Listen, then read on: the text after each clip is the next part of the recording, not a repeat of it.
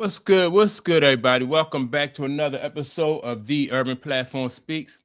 Make sure to like and subscribe as you tune into the channel. Check out the content. And with that being said, man, I want to go back over this situation with Ja Morant and like Lou Williams. I forgot what show he was on, but Lou Williams seems to be one of the only people that that really kept it real and was honest about the Ja Morant situation, as far as like what his approach and what his attitude should have been with handling the situation. If Ja Morant was in a position where he didn't agree with what was going on with the coaching staff or how they were coaching him, or how they what was the direction that the team is going on in, as far as like how they want to run the offense and what they expected Ja Morant. Then I thought from the very beginning that Ja Morant should have handled that situation in a professional manner, which he didn't.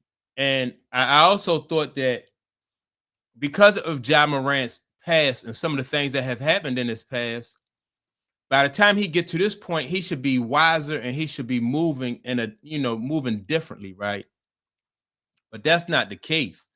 What he did in the locker room, as far as like calling coaches out and stuff like that, and then being on the court and giving a just going through the motions, as Lou Williams put it, didn't really help his case. And what Ja Morant have to keep in mind is that he is, although he's a basketball player, but he is a professional, right? And a businessman, and he has a brand to protect. He has a sneaker that is out that he want to, that he has to keep in mind that he want to sell. And like I said, he has a brand that he wants to protect. So what I'm gonna do is I'm going to play.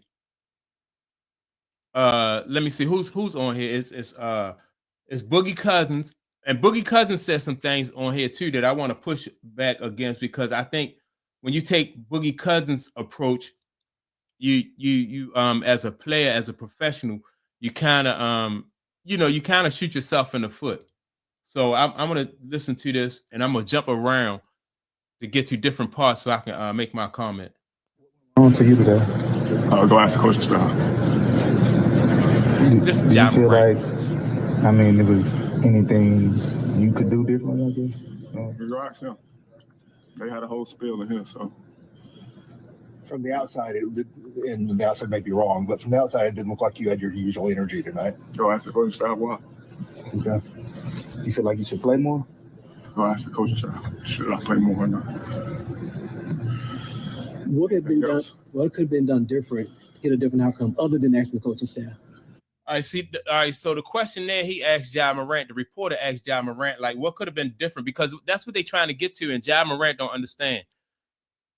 He can't push the blame on the coaching staff for his effort out there on the court. Even if Ja Morant is trying to, like I said, if he's trying to prove a point to the coaching staff, and fans still see him underperforming, they don't know what's going on out there on the court. They're not looking at the coaching staff, they're looking at Ja Morant. And so if you paid money to go see Ja Morant, then Ja Morant is not playing the way he usually play, then the fans and the reporters want to know why. So he can't tell, I don't know, 30,000 people in the stands, and the reporters go ask the coach why I'm not playing. People don't want to. It don't work that way. So let me continue with this. According to them, probably don't play me, honestly. That's what basically the message was after, so it's cool. The coaching staff message was It's that? cool, bro. We good? You didn't have anything physically wrong in terms of illness or anything? Oh, no, I'm right good. I'm away. fine. Okay. I'm fine. Ooh, it's cool. And it doesn't seem like it's cool at all. He only had 8 points and seemed pretty unengaged, basically overall, Boogie. What are your initial reactions to that? It's time to move on. This ship is sailed. I think the Grizzlies have made their decision on who they're siding with when they decided to suspend Ja Morant. Obviously, they're siding with this coaching staff. This was a coaching staff that was brought in with a militant style of coaching. Doesn't blend well with everybody. Doesn't blend well with modern day basketball. See, okay, so he's saying already I disagree, right? He said it's a militant style. So he trying to, that's Boogie Cousins trying to put it in the coaching staff in a certain light, right? There's a militant style and it don't go well with modern day basketball, right? Which he gotta understand that it's not about modern day. It's about like having a structure and having a plan, like, and whether you agree with the structure or the plan that this coaching staff has set up, you still have to be professional about the way you deal with that situation, right? So that right there, I think, like, if you was a basketball player and you following and you listening to Boogie Cousins, he leading you down the wrong path. Like I said, this is a business.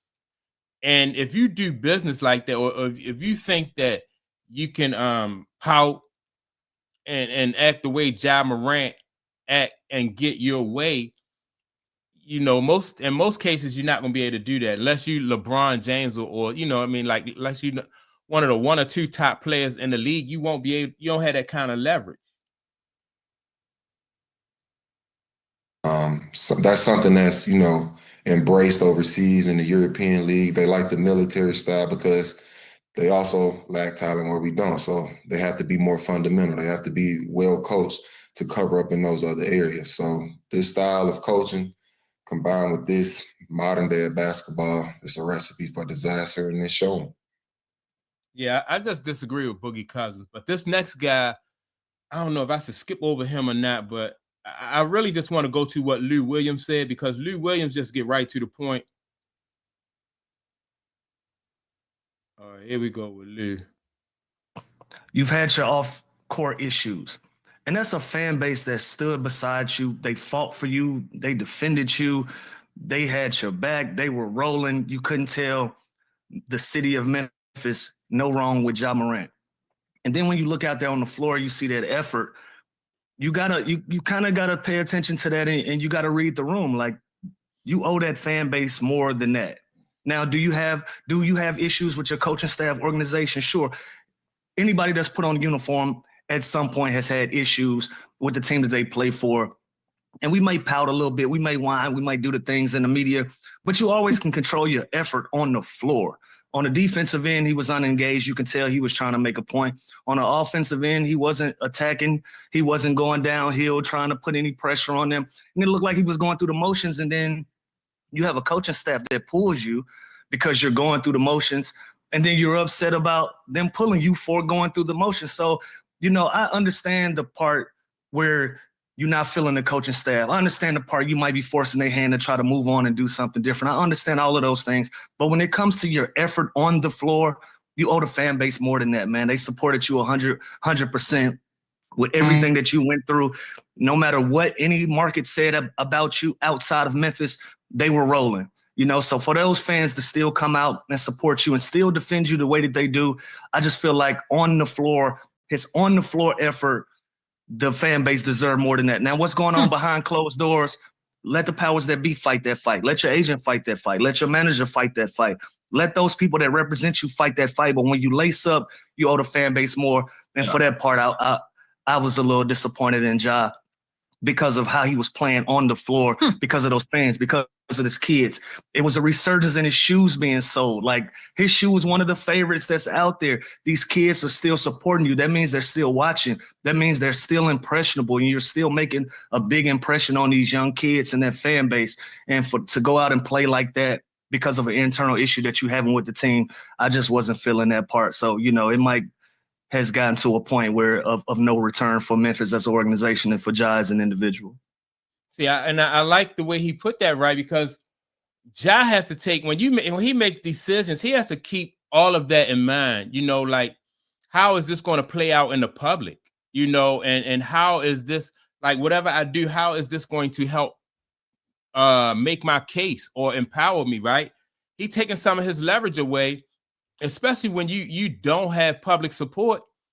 You put yourself in a position where the public cannot back you. And like Lou said, your tennis shoes are selling. He has to keep all of that in mind, because he run a risk of, if he go to a team and they not even, they're not contenders, or they not somewhere where they don't give a whole lot of airtime, or like the Washington Wizards. How many national games do the Washington Wizards get? He got to think about things like that. He might go somewhere where they don't get, next to no national time, and he don't get any exposure. So he got to take that in mind. I didn't really like the. I wanted to push back, like I said again, on the advice Boogie give him, because sometimes players think that their talent is leverage, more leverage than it is, right? And so, and teams, I think that at one point in time, before Morant started getting into all these problems off the court, I thought that they was trying to push him to be like the face of the league. But then he kind of messed that up, and with some of the off the court issues. Then he come back, and they do a heavy rollout of his sneakers, and in my opinion, I've seen his sneakers, and those are they some of the best ones, the best new sneakers out, as far as like the players that are pushing their sneakers out there now. Very popular sneaker, right? And for him to mess that, to mess his brand up and his deals like that up, or put them at risk, not that they're messed up, you put it at risk and all that stuff can go away. I don't know nobody on the Washington Wizards that have a tennis shoe deal, and so the Memphis Grizzlies can do something greasy like that and send them somewhere where they, nobody even talking about him or the team that he's on. And I don't care, how many dunks you get, it just won't mean anything, right? So let me see what Boogie says, because the league is, like stars are made, so it's not about talent. It's not just about talent. Yeah, and at the end of the day, no matter how good and talented John Morant is, all the things that he's had to go through and all the issues he's had, he's still auditioning for the 29 other teams to want to invest in him, to want to make a move to even get him, assuming he's unhappy. And when you start talking about lack of effort, like you're not, and you're messing with the game, as guys say and coaches say, that's not okay. And again, I agree with Lou there. That's an unprofessional approach to take to quit on your teammates and to not give your full effort. And that's what we saw in that game the other night. So as much issues as I've had with coaches and there's a lot of ups and downs throughout a season, it can't alter your effort, because that is just an extremely bad look around the league. It's a bad look for yourself. And listen, I know first and foremost how quickly these Memphis Grizzly fans can turn on you. And John Morant has done a lot of stuff for this franchise. It's going to take a lot, and I think he's their guy regardless. But not playing as hard as you can and quitting, and then optics-wise saying these type of things, basically quitting on your team and to go ask the coach, that's not a leader. That's not a franchise player. You don't say things like that when you're in that position. So at the end of the day, if I'm 29 other teams, I have to look at all this other detrimental conduct that he's now doing every single season. Does that outweigh his talent? Yeah, and see, I think that's important, man. Because they are looking at that. They're looking at off the court issues. They're looking at the fact that he, like he's not putting out that effort on the floor, like that. All that stuff hurts him. It don't hurt the Memphis Grizzlies. The Memphis Grizzlies are going to be okay. He have to think about, if he really concerned about his image, his brand, then he have to be more strategic than that. And he don't have, like, his ace in the hole is the fact that he's a talented basketball player, but it's talent all throughout the league, and it's talent that comes to this league every year. New talent, fresh new talent every year. So these players can't get caught up in the like in that mindset that I'm the talent and I have leverage. It's not like that. Okay, so I'm glad that's sort of where this path has taken us, Boogie. And I'm going to start with you on this. Given all of that, right? I mean, we're talking about fans standing by him, everything that's sort of gone down with his time in Memphis, and it sounds like we're all kind of on the same page that his days are numbered there in that city. That being said, given all the data, is a contending team going to be willing to take a chance on him, or is this going to be a situation where he just sort of gets shipped off to another rebuilding town? I would say absolutely. This is a top talent in this league. He's electric when his game is on. He's one of the top players in the league. But I don't want us to get distracted of this moment, and then that starts to take away from this kid's talent and what he's done so far in this league. And I also look at this situation as, this wasn't a season where we thought this was going to be a contending team. Like, let's be honest, it's not much talent on this team. I think they were going to have a bad year regardless. And he didn't help the situation by giving them the ammo, but this is also where it can become the blame game. Let's focus on, the negative parts that we saw in this game, because the previous game before this, he had 30 points against Phoenix.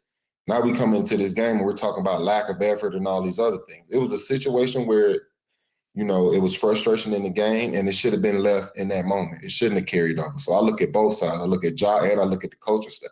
Because like I said, the previous game, it was a 30-point game and everything was all good. And he was the franchise guy and the leader of the team and doing everything right. So, all right. So even if Ja did have 30 points the game before, like I said, that still don't it still don't excuse him from slack. And I mean, that strategy right there is risky. I remember one time Kobe Bryant, right? They said Kobe Bryant did the same thing in a game to prove a point. That is a risky strategy. Like when you say, all right, look at how you perform without me. And Ja Morant Ja Morant, like I said, it's a risky strategy, but even Ja Morant, the team without Ja Morant is about at the same. They had the same amount of success without Ja Morant as they do Ja Morant. So Ja Morant has to realize that he don't have no leverage when he pull, especially that kind of stunt. That just give him, like Boogie said, he admitted to it. You just give them more ammo. So, and like I said, I appreciate the fact that Lou Williams just kept it real. It just, you gotta handle that. He's been in the league for too long, and I thought that this. Like I always have said ever since Ja Morant started getting in trouble, like why his father sitting on the sideline, like more like a fan than a father. You got to be able to pull these guys, pull his coattail and let them know that, this not going to work out for you in the long run if you're moving like that. So that's my take on it. Y'all make sure to like and subscribe to the channel. Don't forget to leave a comment. And with that being said, man, I'll check y'all out in the next video. Peace.